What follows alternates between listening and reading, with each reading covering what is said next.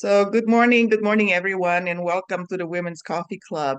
We created this club to provide a safe space for women to share and inspire each other. So, this morning, I will be presenting. Normally, I'll be introducing the speaker, and I would be asking to tell us a little bit about your background. But my background, I'll tell you as part of my story. This is a continuation of last week's presentation. Victoria presented Love and Money. And really, at first, all of us thought that it was about romantic love and money as in wealth, but she turned it around. She put a spin to it that make it really about her life and her journey.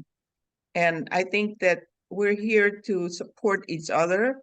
So today I'll be telling my story. And really, the purpose is not for comparison or anything, but to find the lessons in it. Like, what can we learn from each other? How can we inspire each other and take that lesson and apply it? And, you know, just basically to uplift and support each other. Sounds good? So with that, I will go ahead and share my screen. There should be plenty of time for her for us to share after my presentation. Like I said before, if you have a story about your story, your life experiences that you want to share, go ahead. You know, maybe we'll allow like 5 minutes. We may go over a little bit if you have to leave at 8 o'clock. Maybe you can raise your hand when I'm done, then I can make sure that you have your turn first. And then Tamara also had suggested or proposed an idea of having a summit for the Women's Coffee Club. That's something that at the end maybe we can discuss to see if there's enough interest and what that would look like. So, sounds good? Okay, I'm going to go ahead and share my screen and start the presentation.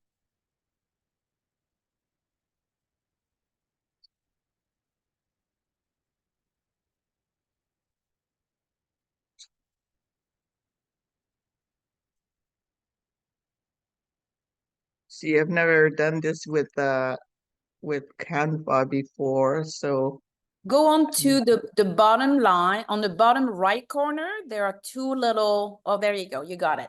Perfect. I got it. I just have to move this the view of the person. So this is my story. Last week, Victoria named her presentation Love and Money. So I decided that I will name mine Love and Victory because um, in life, we have ups and downs, and all of us do.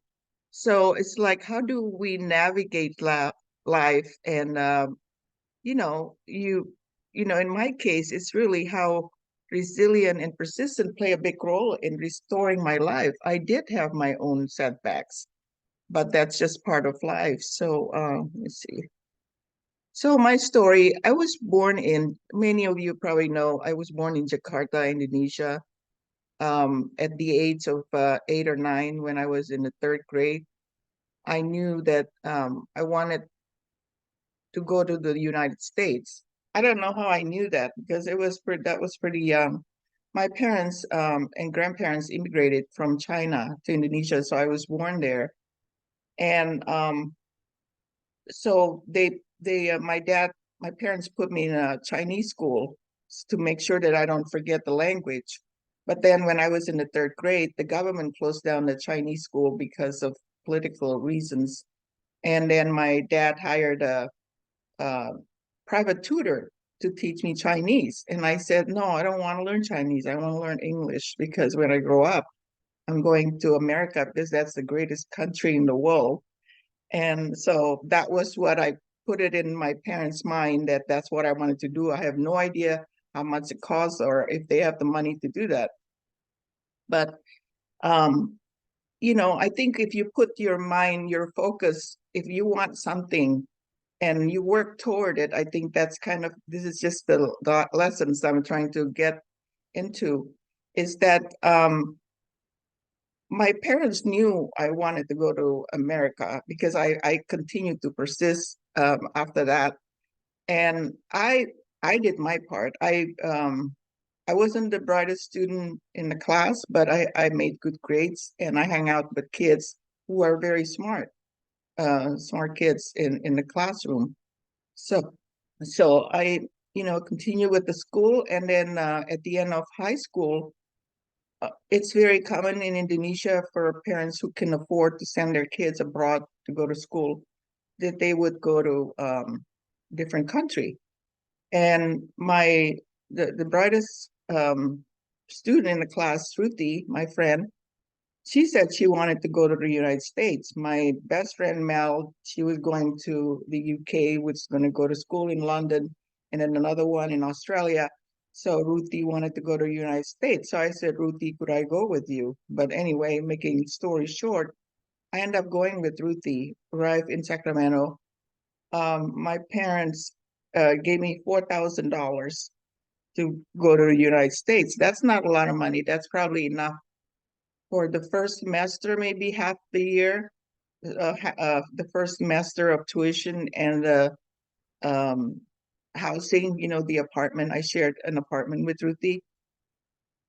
So we went to college. I remember when I wanted to enroll for the classes, the counselor asked, what is your major? What do you want? I said, I have no idea, but what would be something practical that I could find a job? And she gave me some options, and I chose accounting. So that was my major, business accounting. So, and in the summertime, I worked, took care of my friends' mom who had dementia. It was not easy, who had Alzheimer or something. Oh, that was quite a trip. And then also I helped my friend tie-dye t-shirt. That was his business. So so I made it through the first year of its junior college in Sacramento.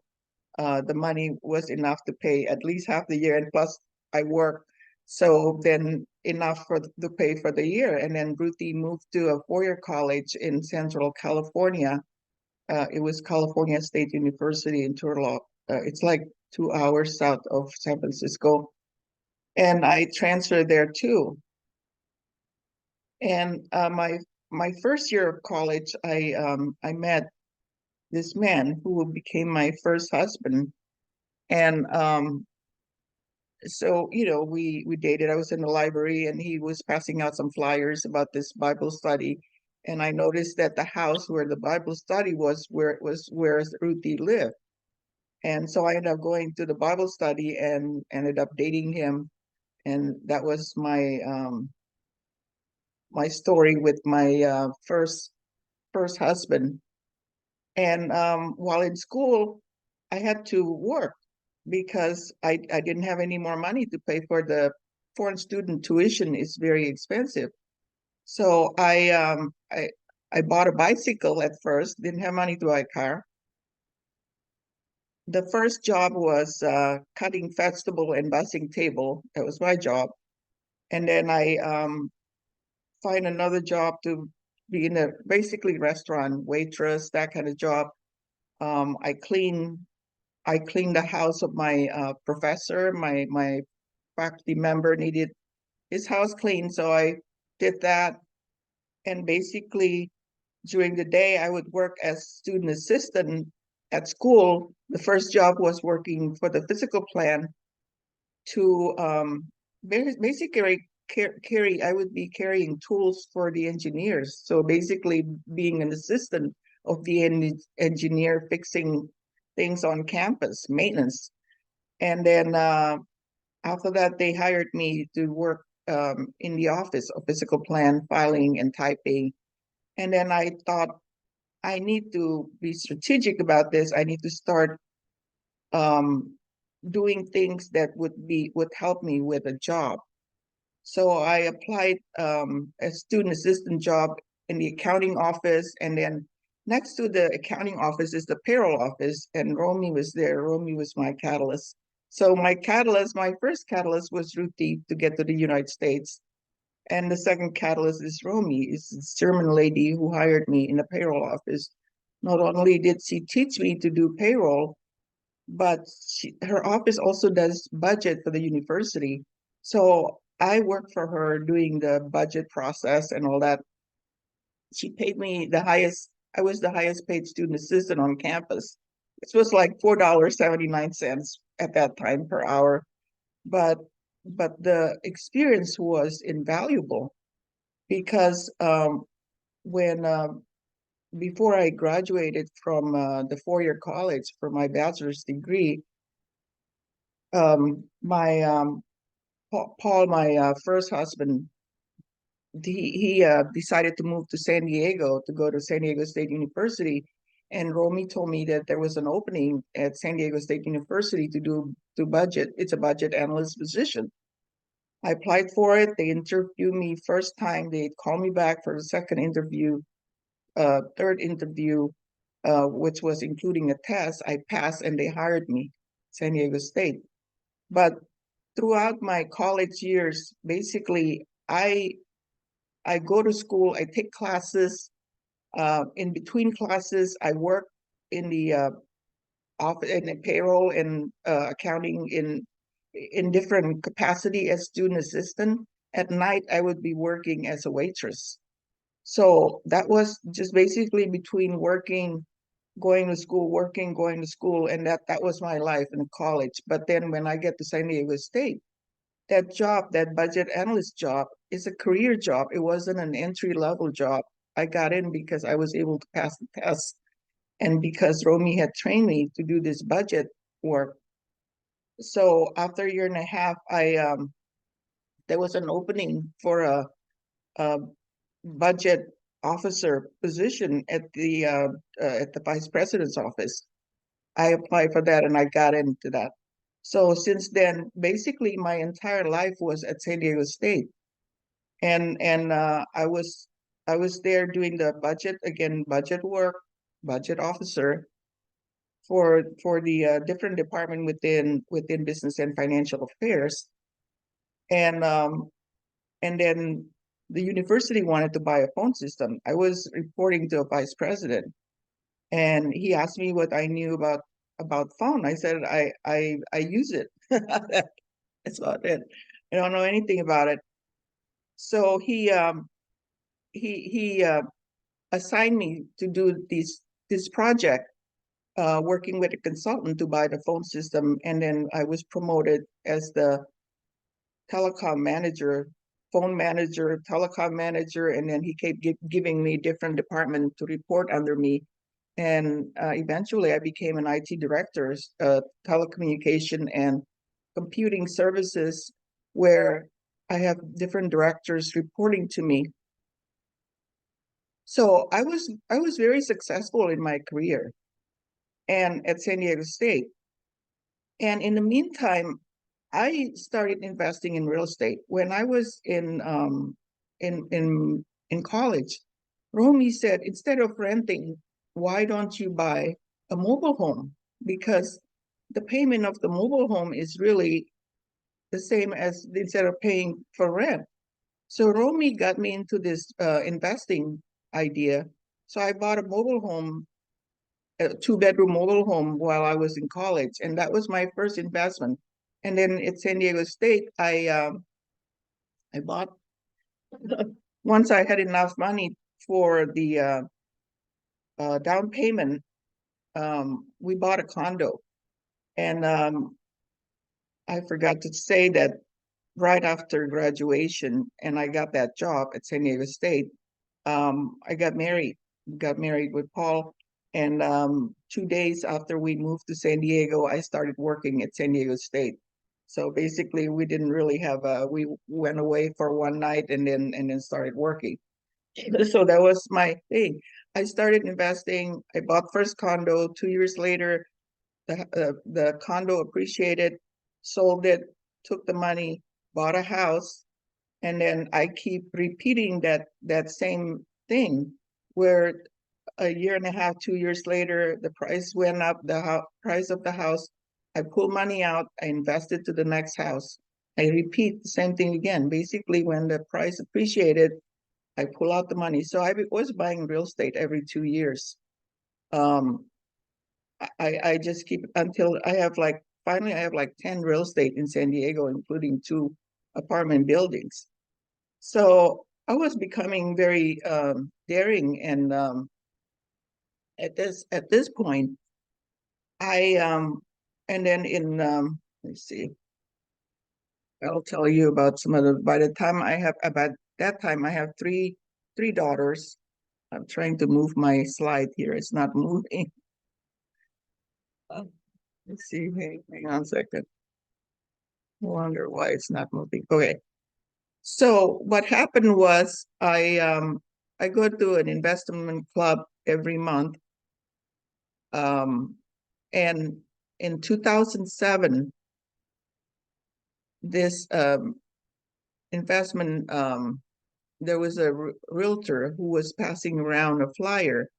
It was a program the government had provided an incentive for investors to invest in condos in Mississippi, Biloxi, Mississippi, in that area.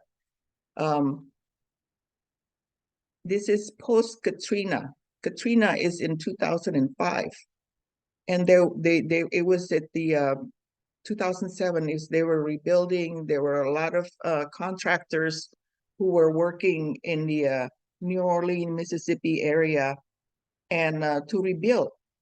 And these condos were occupied by contractors who were working in the rebuilding process. So the condo per condo was $100,000 to $200,000. I bought, so I got greedy. I had money then. So the first one, at first I bought 10 units. I was making cash flow. So I bought another 10. I bought another 10. I bought another, and eventually I had 43 units. This was in 2008.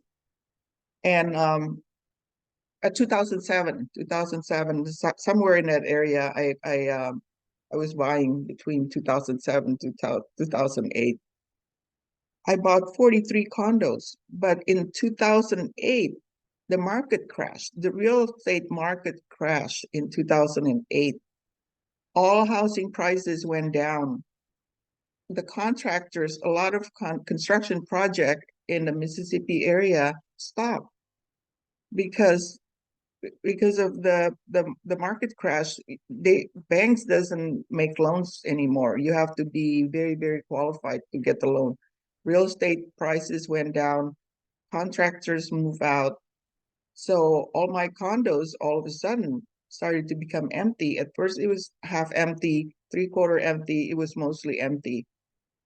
And my payment was $45,000 a month.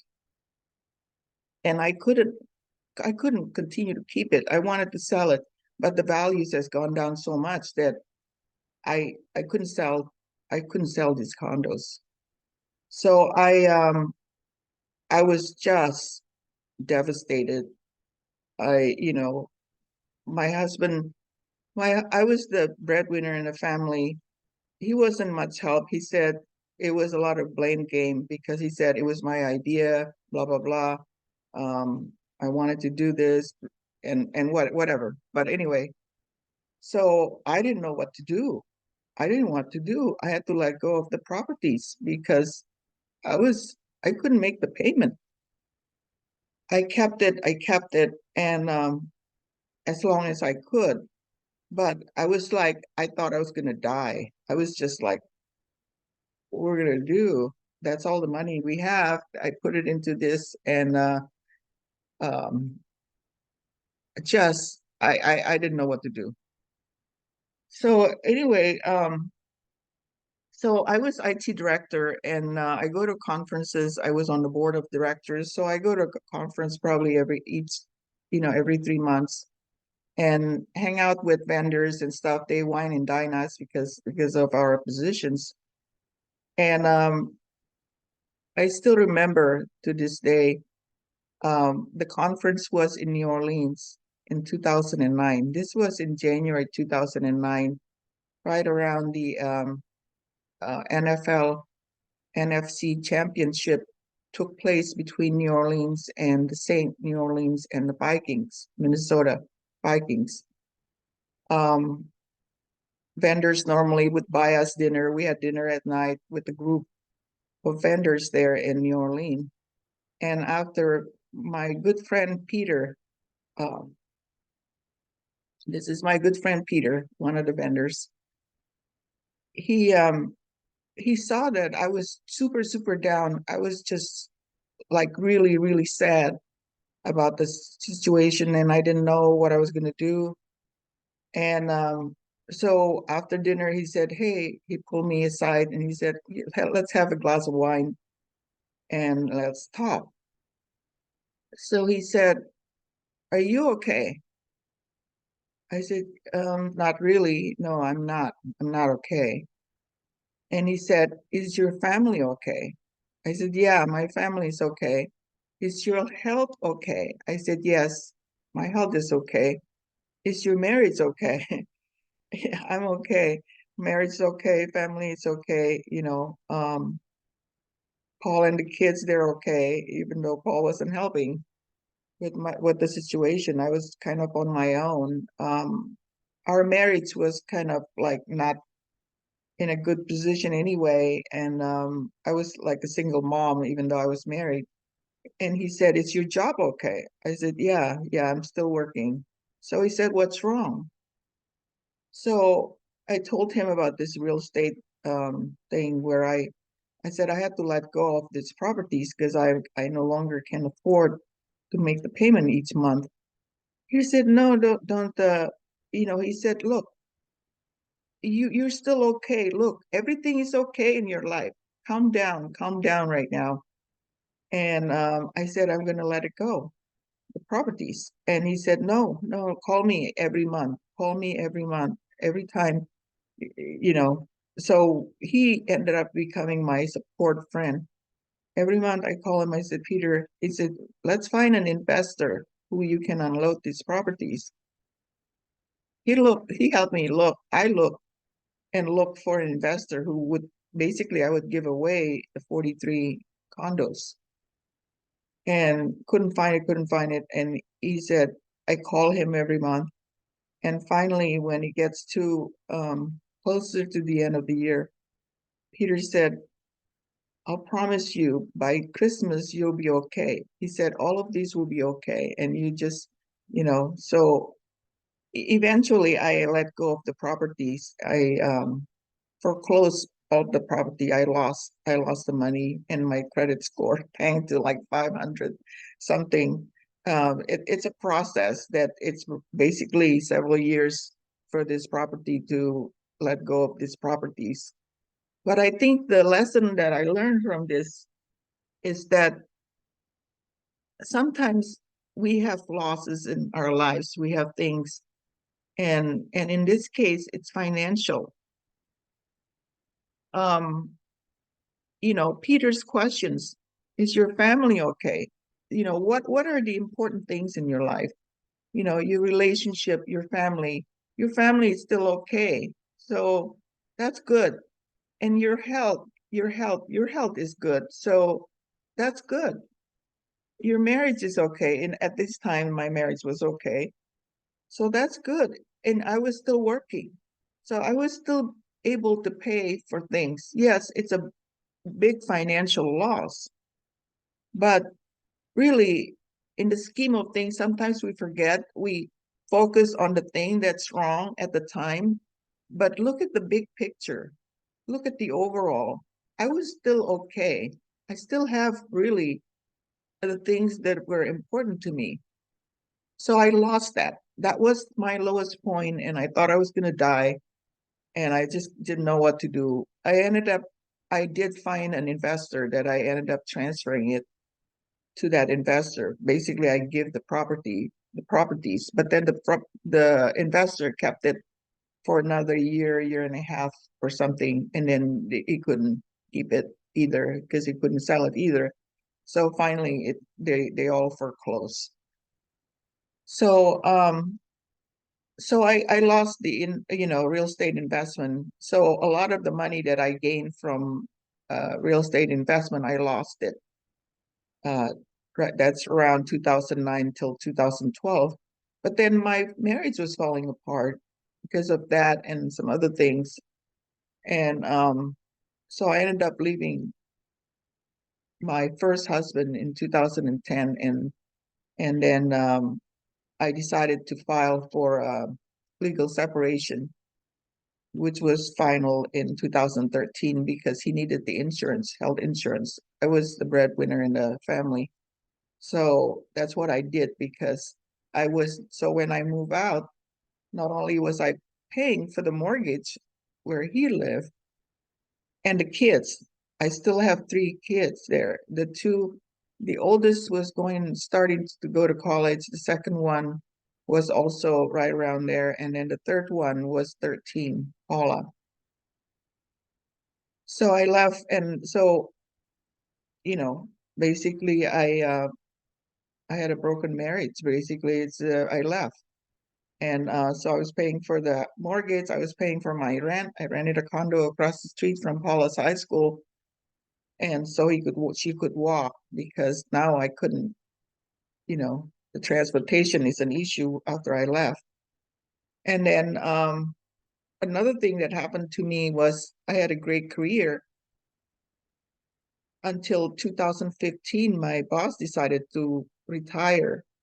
When my boss decided to retire, the president of the university decided that she wants to hire a CIO, which is the equivalent of a vice president for the university for IT, from somebody who has an experience to to um, to have done centralized IT. My job at the university as the director of IT was responsible for the IT infrastructure of the university, which included telecom, network services, help desk, security. There were like 7 directors reporting to me and student assistants, so it's like 100 people. But I didn't have the responsibility of the software applications for each colleges.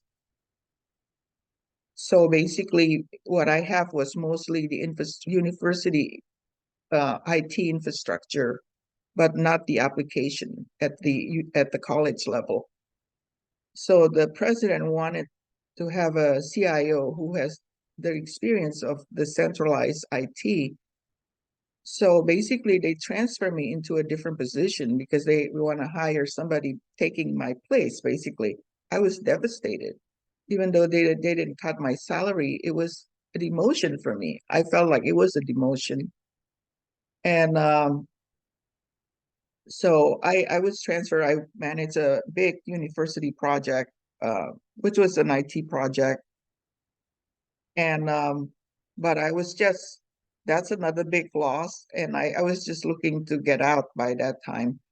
And when my youngest daughter graduated from college, I retired. So I also have losses and financial investment as well. Let's see.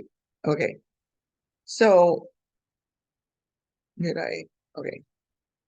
So, when you have losses like that, I had big losses, but in the big scheme of things were still okay. And I think that the lessons here is that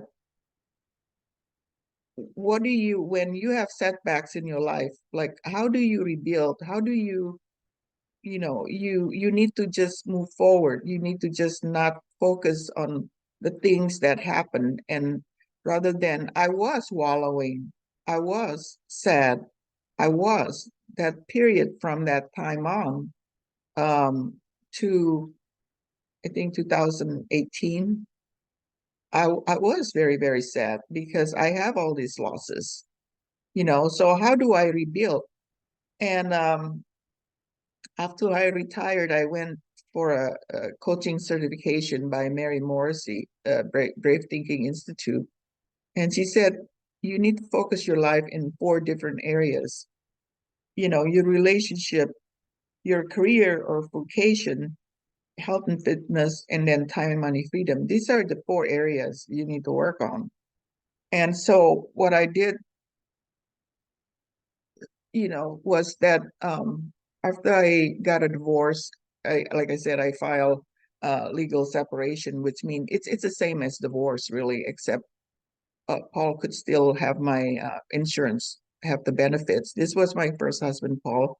I have three daughters, and he was diagnosed with ALS a couple of years, 3 years after we were divorced. He was diagnosed, which means that he couldn't work anymore.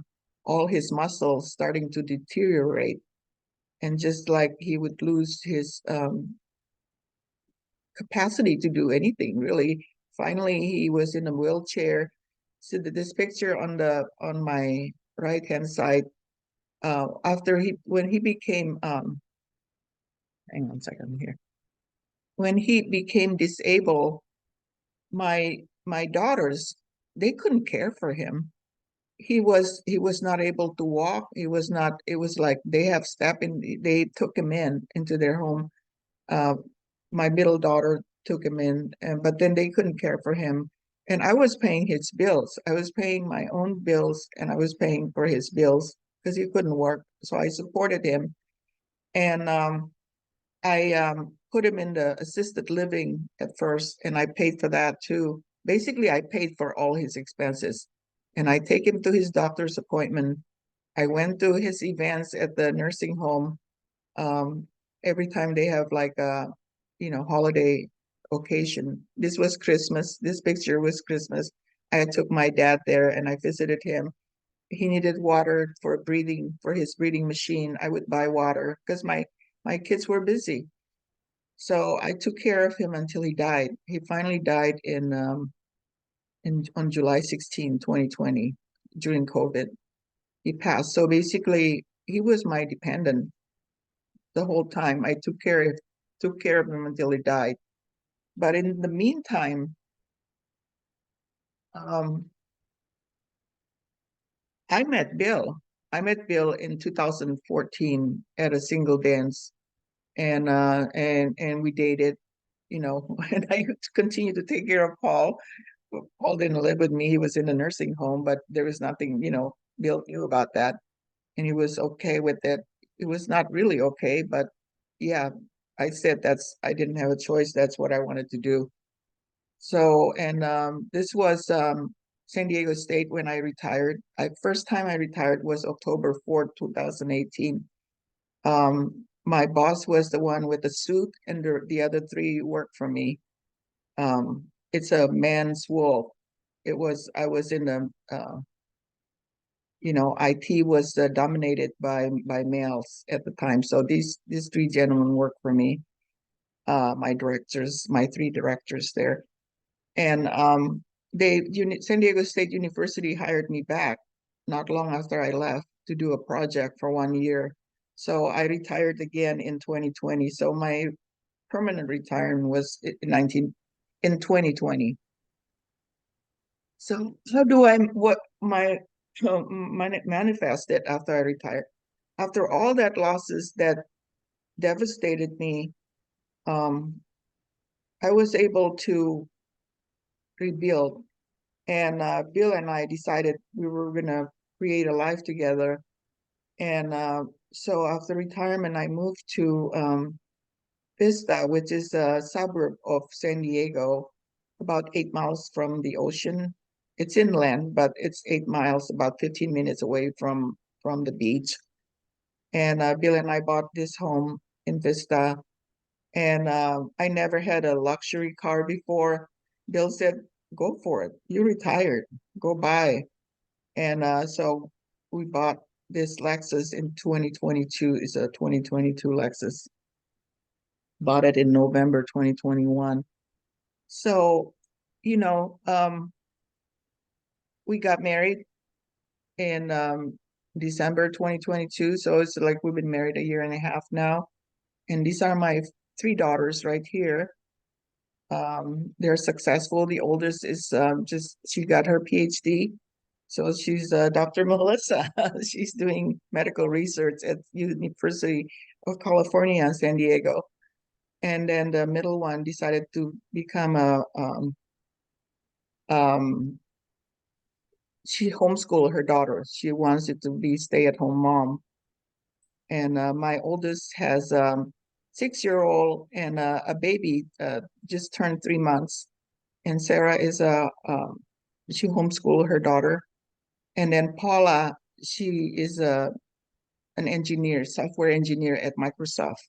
She was promoted to senior engineer recently. That was the youngest uh, right there. So these are my three daughters.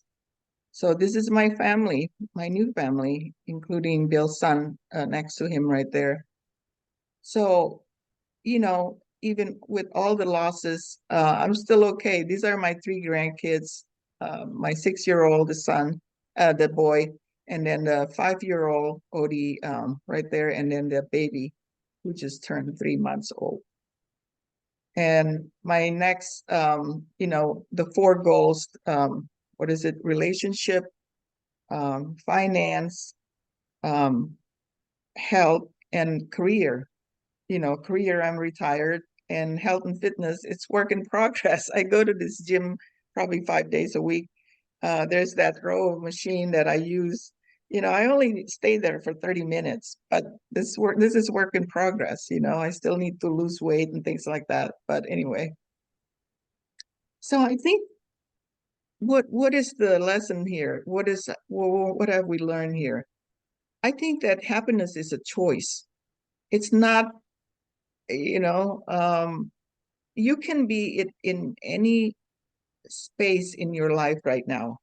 You could be, I don't care, you don't have where you want to be.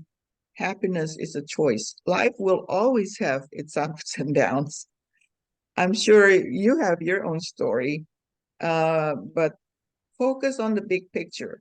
Sometimes the thing that we worry every day um, really is not, it's not the, like I said, I lost all that, but then I came back and I'm still okay. So focus on the big picture. Where do you want to go?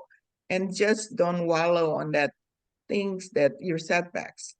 Just focus on the next thing and the next thing and just keep going. Take responsibility. That blame game in my marriage, we end up breaking up.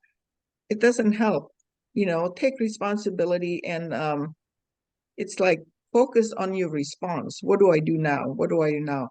Connect with the community, like-minded people, group like this who support each other, and look at the lessons with gratitude every day, just every day, like even when your situation is bad, there's gratitude in there. It's like this thing with Peter, he's asking me all the right questions.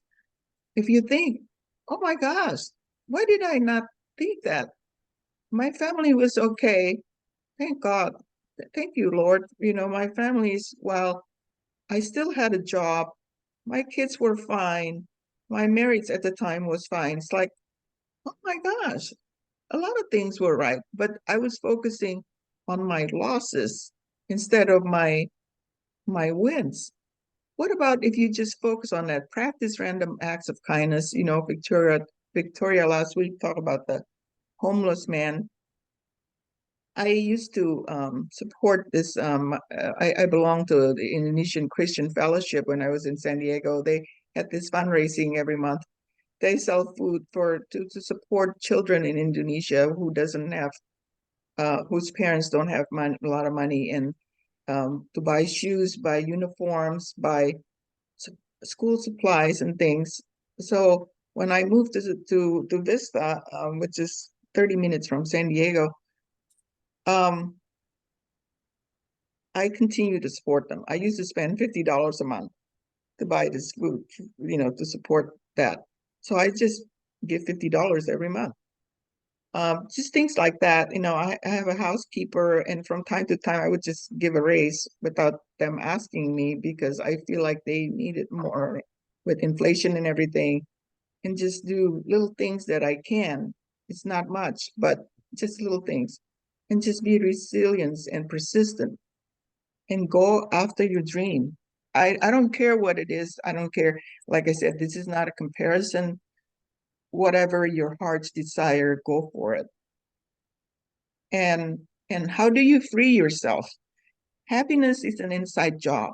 It's not, we tend to think of our circumstances, the economy, this, that, outside, whatever it is. I had a friend a good friend from San Diego State who recently passed. I was with her throughout, and I was there in the hospital the day before she died. She was crying. She was sad because she had unfinished business. She wasn't ready to die. She was diagnosed with cancer, breast cancer, and then she was in remission. Is that how you call it? Where she was well and then came back, and she was at stage 4. Within 2 months, I think she died. She wasn't ready.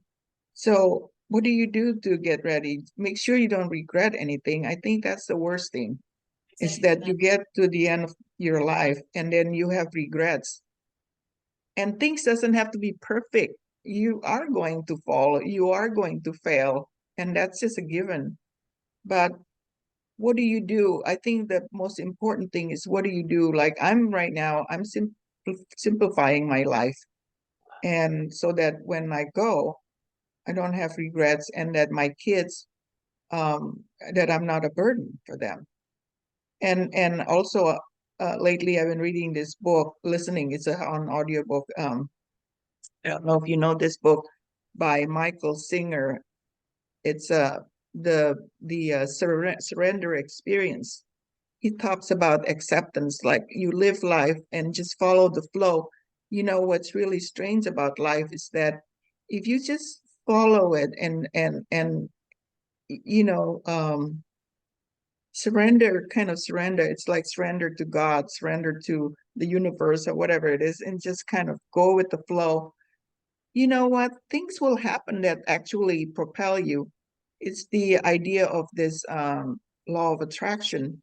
Whatever you focus on, your thoughts and your perception, you know what? If you continue your focus and your effort into that direction, things happen. You don't have to know how to do it. A lot of times we burden ourselves with, how do I do that? There's no way. I don't have what it takes. All this chatter in our head just keep us stuck in where we are.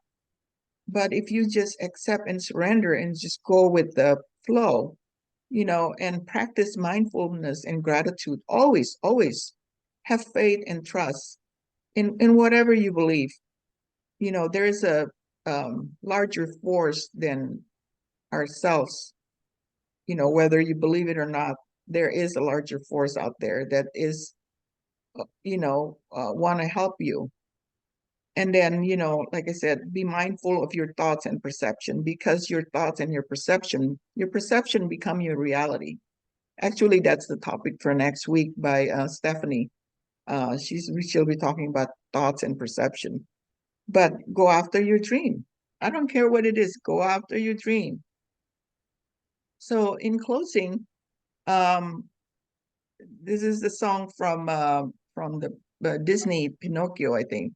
When you wish upon a star, make no difference who you are.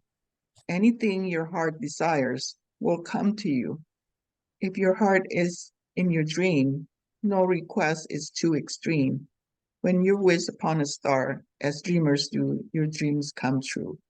So that's the end of my presentation. You all go after whatever it is you want, and with no regrets. So I'm going to stop the share. So I think at this time, I'd like to just open it up for your feedback. And then if you have your story that you think we can learn from you, go ahead. We don't have it's 7:49, so I spent more time than I had planned to do. But let's open it up, and then at the end, Tamara has an idea about doing a summit, women's summit for the coffee club, and then I'll let her talk about that. But let's start with Judy. Judy, your thoughts and in your Riny, that was awesome. It's nice to know you're the trek that you've been on, life has put you on your path. Yeah, it's very similar. Right now I'm just in on the track to make money. I've never made money, and so I'm like, I've always wanted money.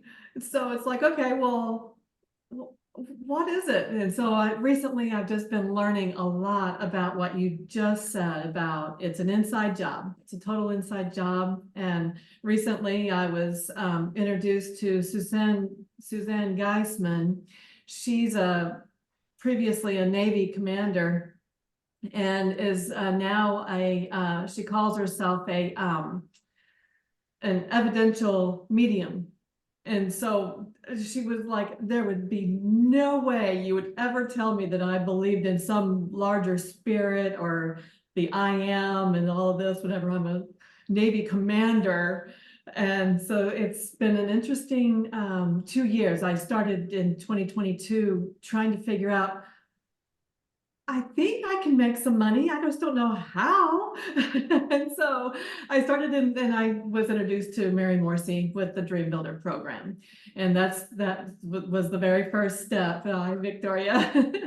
And so that was the very first step into this whole exploration of, okay, there is energy out there. Okay, tell me how to use this. And so it's really enlightening, though, to hear your story. And I'm sure that every single one of us sitting here today, and then every single one of us that aren't even here today, that's a part of this group, would be able to share enormous stories of similarity, of things that we really need to celebrate the wins. Stop focusing so much on the things that are the losses, because that's exactly where we're going to keep on getting. If we're focusing on what we don't have, we're just going to keep on getting the things that we don't want. So anyway, thank you. I got a lot out of Thank you, what your Judy. story was. It's Yeah, brilliant. yeah, it's absolutely that. The thing is, my friend Anita, who passed, when she died, she left everything. She couldn't take all the stuff that she had a lot. She couldn't take it, and she wasn't even ready to to enjoy and to have, so it's like, what is the meaning of all this? Sometimes we go beyond, like people say, so are you rich? I said, I don't know, it depends on what you mean by that. To me, being rich is to have more income than your expenses Right. for wherever it is. If you're happy with your life right now, if I have more money, I don't think I change much with what my living standard now. So Right. being rich is really not just money. It's not just possession. It's really your overall, including your well-being, really. To And me, really to have what the you peace. want to do with the money. I Yeah, mean, exactly. really I want to be massively blessed in Yeah, order to be massively impactful. exactly. For the good, the force of good. A So, like, humanitarian, yeah, yes. yeah, I wanted to have the peace of mind. So that's kind of my next journey, is the peace of mind, and is more important to me than the contentment and peace of mind. I'm taking too much time here. Sorry for Um, that, but I just if wanted to if go oh real no, quick oh with, no, not at all. I wanted to do that, but we're gonna with go over Mary 8 o'clock. Morrissey, one of the So stories. if any of you need to leave, raise your hand. Otherwise, I'm just gonna go around here. Sue, go ahead. Sorry about that. Thank you. Yeah, Renee, thank you for sharing your story. We have similar timelines for the kind of the dark years. As I kind of look back, I'm like, oh, not the best years of my life. Similar financial crisis, lost a lot of money in the housing crash, a ton, 300,000 gone, just gone, right? I had gotten into a huge development with a group in Durango, Colorado. I'd walked the property, I'd done my due diligence. But it was the housing crisis, and in the end we lost it all, and it was tough, and I was obsessed with it. And what it did is I took that obsession with losing that money, which I felt personally responsible for, and I drove it into work, and I doubled down on work, and I made it up within a year and a half because I was so determined to make up that money. I was so angry at myself for letting it happen that when I get angry, I get ruthless. Like, I'm going to do this. I'm going to make up this loss. I'm not going to let it defeat me or define me. And so I just doubled down on work, and and I have ever since. And it's nice to have reached a point of financial freedom. And at this point, I work because I choose to. But I can tell you, in 2008 and 9, I That didn't was the worst for a see lot of myself people. at this point. I was like, oh my God. It was rough. I mean, there was other stuff going on too with my family. So it was double rough. It was double rough. I had a Yes. lot between my husband had a bad accident. One of my sons was spiraling into drugs and suicide and depression. And it was just like really tough times. But now everyone is fine. All is well. And I Yes. always believed in the back of my mind it was going to be okay. I never lost that. And so if you believe you can get through it, and you believe it's going to make you stronger, and you believe it's going to make you better, you really can take on anything thrown at you. You really can. You just have to keep that belief in your heart and that determination in your mind that you will overcome and be better for it. And truly, I'm a way better person than I was before. Way better. Much more compassionate and understanding than I used to be. Yes, thank you for that share. It's so true. All the losses that we think would just, I remember the guilt, the sadness, the feeling of feeling stupid, feeling, but then I make other losses, crypto losses, whatever losses. It's like, why didn't you learn the first time? But anyway, we do it again and again. But it's okay. This is life. This is part of the journey. So Kim, oops, uh, Binta, are you okay? Let Kim go, and then Binta after that. Yeah, and then I'm gonna have to get off here, and I'm in the middle of writing a book chapter, that I have to finish today. But yeah, thank you for your story. It was really interesting. I had no idea. I mean, I've known you for a couple of years, right, or something like that, and I've I've known pieces of your story, like getting married to Bill, and seeing pictures of that and your daughter's accomplishments and things like that. Um, but it was really interesting to just chronologically hear, the ups and downs and things you went through, and just the resilience. I think that's what, you know, you impressed upon me the most. It's just the keep going, right? Keep going, keep looking, going forward. Um, yeah, despite all of that stuff. So I think for me, it just gives me, I mean, yes, I have my story too. I don't have a time in my life that was just like everything it fell through and I had to start from the beginning or whatever. I haven't had that kind of experience, and hopefully I don't have that. But yeah, I mean, it's just I guess that's the lesson I take away is just, yeah, keep moving forward, keep pursuing, like you said, what you really believe in, what your passion is, what you really want to do, what kind of impact you want to make, and continue forward. I mean, it was very, at the end of your whole story, I mean, that was the lesson. It was very positive, very inspiring. So Yeah, yeah, it's it like, just continues to give me that energy of, yeah, just keep going. There's so much you can achieve and do, and to celebrate the wins. I think Judy, you said that, right? Like, if it just, along the way, I have not done that much. And that's just a really important part of the step in the process. So yeah, thank you.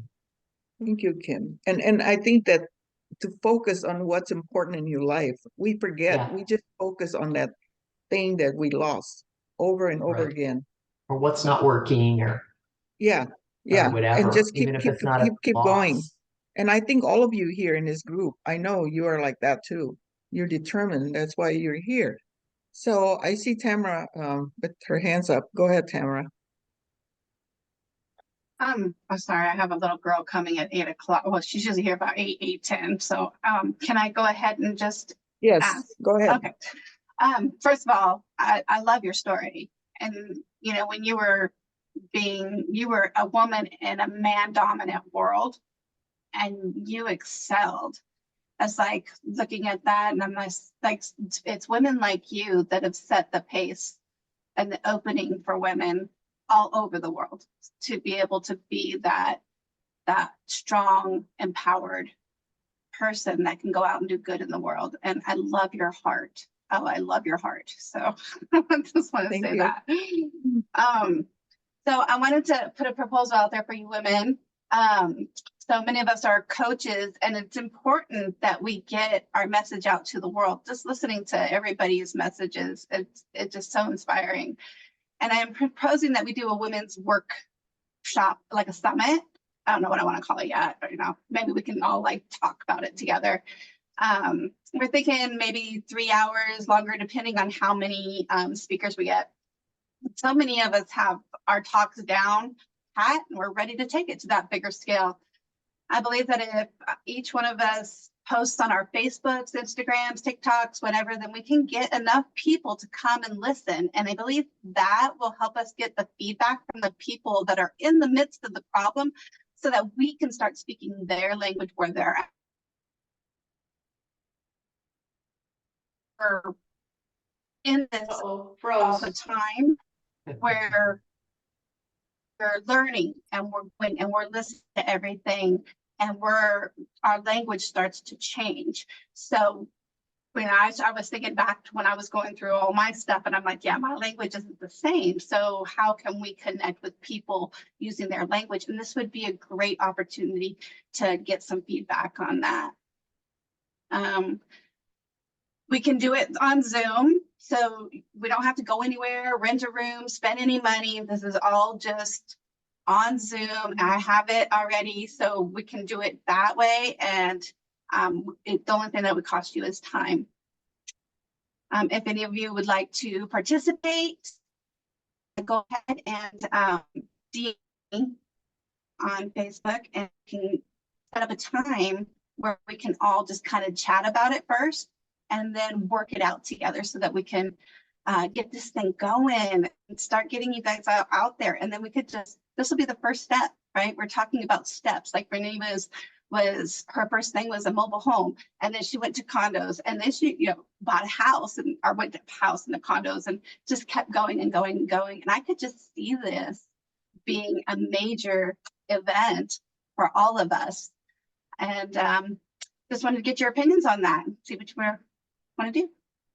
Tim, what are your thoughts? She has her hand. Yeah, just briefly, because then I do need to go. Tamara, I love this. And what I'm putting out there, I've put this off for several months, but hopefully this next month in July, I have a first meeting with a woman and enrolling in a program where it's all about summits. And it's all about facilitating them, setting them up, marketing for them. And maybe you have a lot of that knowledge and experience yourself. But I would love to be able to, contribute whatever it is I learn with that. But that is this woman. Her name is Adrienne Hill. I don't know if you've heard of her, but and she's a 7-figure earner in her line of work. And this is what it is. She's all about, collaborating and, capitalizing on multiple people's audiences, and really, and doing that through a summit. So I'm really excited for that. And it's kind of perfect. I mean, in a way, it's perfect timing, because I've put this off. It's like, no, so I'm going to be going through this training to really, how do you do that? How do you implement this summit thing? And how do you make it really work? And I love it. So that's all I'll say. I'm in total support for sure. Awesome. So Tamara, Awesome. if you want to take the ball and for the course, start coordinating it, and we get feedback here, then we continue it, because we have limited time. Let's go to Binta. What are your thoughts about the summit, and also Hi guys. The summit is a good idea. I'll be up for that, and to just come and share my story and everything. So I'm not against that, but just let me know what's going on, and I'll definitely be there. Thank you, Tamara. And Rini, as far as your story goes, I'm so appreciative of hearing your story. What really touched me is your kindness, the kindness that you have, the generosity you have towards your ex-husband. You could have been like, oh yeah, you know, I don't want to deal with it anymore. You could have just left him, but you didn't. You stuck by him until the end of his life, which is so generous and so touching for me. And our lives have so many footprints, you know, so many footprints that come onto our lives, and some of them we forget, but some of them just, you know, are left with us for forever.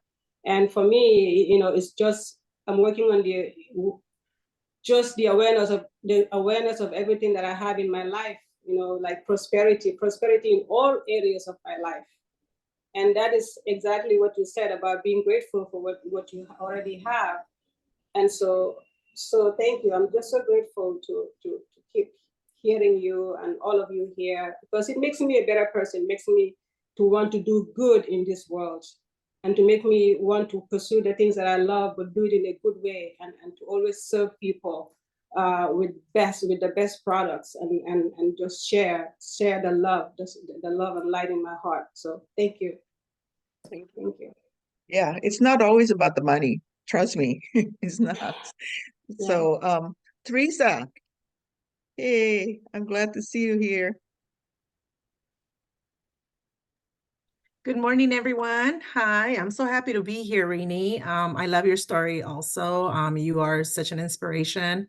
And yeah, definitely, what a great story. I mean, you inspire me. And like you said, all of us have been through so much, especially with the money, our money relationship. I also went through a lot, and I'm sure everyone here has gone through so much. So yeah, definitely, I'm super inspired. And I love that word, you know, inspiration, because we inspire each other. And that's why we're here. That's why it motivates me to be here on Thursday mornings, because you inspire me. And I've always felt that I needed to be an inspiration to other people, to other women too. I've always felt like, gosh, am I supposed to be the glue of this relationship? Am I supposed to be the glue of that relationship? So it's really been a great journey, and just learning every day. So I'm so super happy to be here. And you're right, happiness is a choice. We have to decide every morning, because you can decide to be happy, or you can decide not to be happy, and it's all up here. And you just have to make that step. And it's definitely something that we have to practice. So yeah, definitely, I'm so happy to be here. And then also with don't be a victim, you know.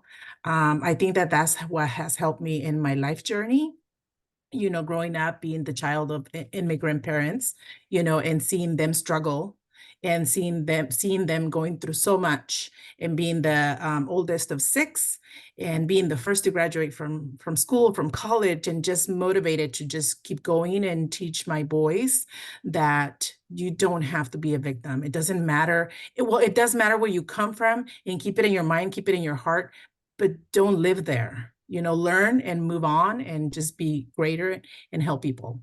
So I just totally 100% love that. And I love being here. And Tamara, yes, definitely do the summit. I am down, put me down. And right now, just my journey is fantastic. As you know, Rini, I joined Five Rings Financial, and my financial journey has totally 100% made a 180 this past year. And I'm totally in love with that, with what I'm doing now. After 53 years, you know, it's like, wow, why didn't I know this when I was 21? But I'm learning it now, and I'm in it now, and I'm so happy with this journey. And I love being here with all of you ladies. So Thank you, so much Teresa. for this Yeah, time. just keep going. I don't Yes. care what it is, keep going, and Yes. not being a victim. Take responsibility. Yes. It's not about the circumstances, it's about how you respond to it. So Kathleen, you're next. Rini, you are such a wonderful storyteller, and that was such a beautiful story. I love your heart, and I needed to hear this today. So I want you to know that you make a difference in other people's lives. Your story was so inspiring, and I've just had kind of a rough couple days, a friend letting me down and not getting approved for a loan. for the converted bus that I wanted, and not just being in limbo in general, not having an exact date for the closing and hoping that's going to go through. What really struck me was your conversation with your friend and him telling you you are okay, because you were just focusing in the one area of your life where you weren't okay versus all the other. So you kind of had to learn that the hard way. I think we all do. And I think that you should either have a podcast or write a book or have your own. I don't know if you do coaching, but you 100% should. You're really, really good at this. And it's ironic that you mentioned Michael Singer, because I'm a huge fan of Michael Singer. I got his book, The Untethered Soul, years ago, and it just blew me away. And he has other best-selling books, and he's on YouTube. So you could just go on YouTube. I was just listening to him this morning. His advice is so wise and so spot on and easy to understand. He's great. And I think that you've covered almost all the bases, including giving away. We need to tithe at least 10% of our income, because the more that we give, the more comes back to us tenfold. So if we're looking at our life in a poverty mode, we're going to stay in a poverty mode. I don't have enough to share. Well, that's what the universe hears. The universe always will give us whatever we say we want. So the universe doesn't judge between right or wrong, negative, positive. It just hears, I can't afford to give money away. So it just keeps giving you more of that. And like you said, focusing on gratitude. What is good in your life? Because just because you lost money doesn't mean you're not okay, which, you've learned. And letting go is really important, because the universe does know what's best for us. We don't always know. And everything that happens to us is a lesson if we choose to learn from it. We can either, like Michael Singer says, we can either take it personally, or we can learn and grow from it. And that was his talk that I was listening to this morning. I wish I had written it down. But he just said, every single thing that happens to you is an opportunity to learn from. You either stay stuck in it or you learn from it. And so this was just like a little nudge for me to get out of my pity party. So I really needed it, and I super appreciate it. Thank you so much. And yes, I think that the Women Helping Women Summit would be a great idea, and I would be happy to participate in that. Thank you, Kathleen. Oh, and so see, that's the thing. Every time you think that you're learning from me, I'm learning from you. I'm learning from all of you. Michael Singer, I surrendered experiment, the surrender experiment. He's basically just allowing things to happen. He wasn't, Judy, you're talking about you don't know how to make money. If you're just allowing things and just be open to it, allowing things like what manifests itself. I think that's what's been happening with my life too. A lot of the things that I manifested, but be intentional in your head that is what you want, or whatever it is you want. Focus on that and move into. Doesn't mean you don't take action. You have to take action every day. You do your research, you do your study, you improve your skill, but continue with that path. But don't wear yourself down with the worry and stuff. And I think that's the part where we keep getting stuck, is because we worry too much. I have to tell myself that. But anyway, Omeka, and then Victoria after that. Before Omeka starts, I just want to say that I did find the YouTube, the Michael Singer YouTube video that I listened to this morning, Let Life Teach You, and I put the link in the chat. Okay, good. Thank you. Omeka. Yeah, hey. Hey. Life is beautiful. That's all I can say. Make it what you want to make it. I just put on this shirt, but I mean I put it on consciously, but it says I am the dream. And yeah, that's kind of sums it all up, you know. And yeah,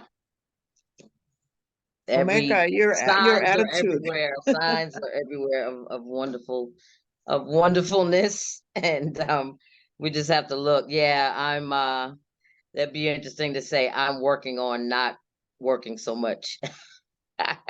And like worrying and stressing about what if or how and all of that. So yeah, just being out here in nature helps me just kind of like watch the birds and the rabbits and the dogs and so yeah, just gratitude is beautiful. And yeah, you reminded me of the energy of my mother and working in a male dominated as a police officer, you know, a whole nother set of lessons and strengths and all that. But yeah, just determination and you know, ditto to everything everybody said. Um yeah, very inspiring story, Rennie, and everybody's story, really. Whenever I hear a story, it's just like, wow, how did you do it? But you know, you did it, and we all can definitely learn from each other. And even if we're not consciously learning, we're whatever we surround ourselves with and whoever we are learning from them. And we stay around people long enough and you start talking like them, you know, that's how you get an accent and all that. So yeah, I love Indonesia, loved my time there, and it just brought back memories. I mean, you didn't talk a lot about it, but just your beingness, um, beautiful land and people and experiences I had. And yeah, it's right. Yeah, so I'm inspired to do me. By listening to everybody, I'm like, okay, what are you here to do? You know, and a lot of time I'm like, oh, I'm just here to be a caregiver right now. No, but in that, there's a lot of people that are choosing to do that for whether it's a cousin or mother or whatever, aunt. And yeah, I like that people are taking responsibility when they can. And when you can't, that's a beautiful thing too, to allow other people to help us and other people. And yeah, get the self-care in there and yeah, rejoice. I'm just constantly like rejoicing. I'm like, man, my mother used to tell me to stop dancing around and stop being happy, pretty much. And I was just like, I didn't do it. And Omeka, now you the always little voices are still in my head. Like, why are you so silly? It's like I always was, and I always will be. So anyway, thank you everybody, and thank thank you. you, Victoria, for bringing the subject up, and Rennie for your everything. So Thank stay you, beautiful. Omeka. You inspire me. So Victoria, go ahead. Well, I have nothing to add. We said it all. We said it all among all of our story and our participation in this discussion, in this conversation. Thank you, Riny, for making a beautiful presentation of your life and your ascent planning. That's the way I want to call it. We are on an ascent planning. And when we have a plan, we execute the plan. Something along is going to challenge us. We know it, it's going to happen, but we are getting better and better equipped with the plan to ascend.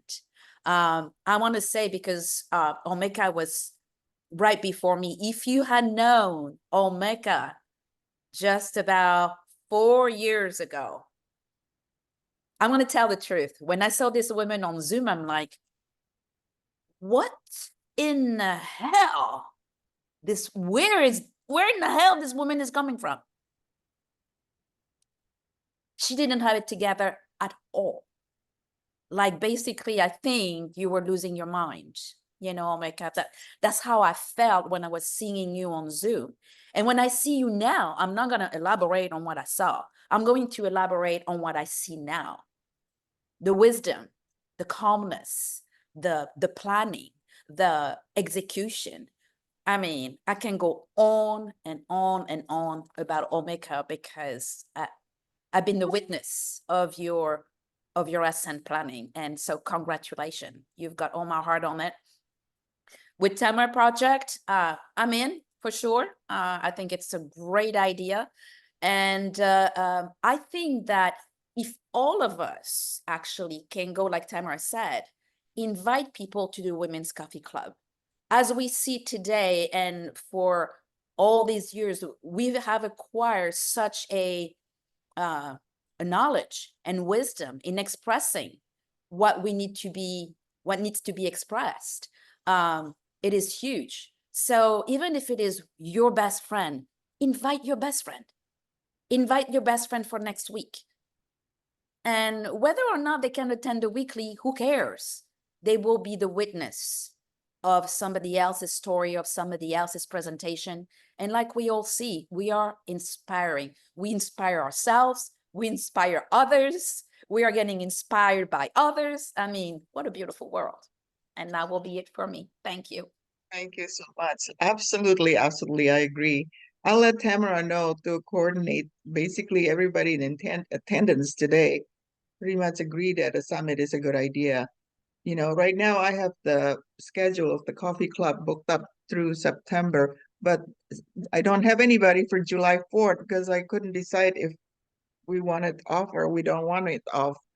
But that's an open date right there. But it's July 4th is not necessarily a good date for, because I don't know, everybody maybe. We should take it off. It's good to take off. Yeah, And yeah, enjoy it's a family holiday. Yeah. and enjoy friends and all that. So let's Yeah, I take it. don't have That's anything my idea. scheduled July 4th right now. But this, you know, it's like I said, we're booked through September, but there's always, you could always create a different date for a summit. You know, it's a different date. It's a different day, not necessarily on Friday or on Thursday at 7 o'clock. So it could be, so yeah, I'll let her know. But thank you so much, all of you. Next week, the topic is your thoughts and perceptions. Again, your thoughts and perception will influence your decisions in life. So that's kind of the topic for next week. So come back again. Thank you so much for all your feedback and all the, you know, you guys all inspire me. Let's go out and make a difference. Yeah. Thank you again, everyone. Hope to see you all next week. Bye-bye. Bye. Thanks, Riny. Thanks, everyone. Have a good weekend. Thank You you. too. You too. Bye-bye. Take Bye. care.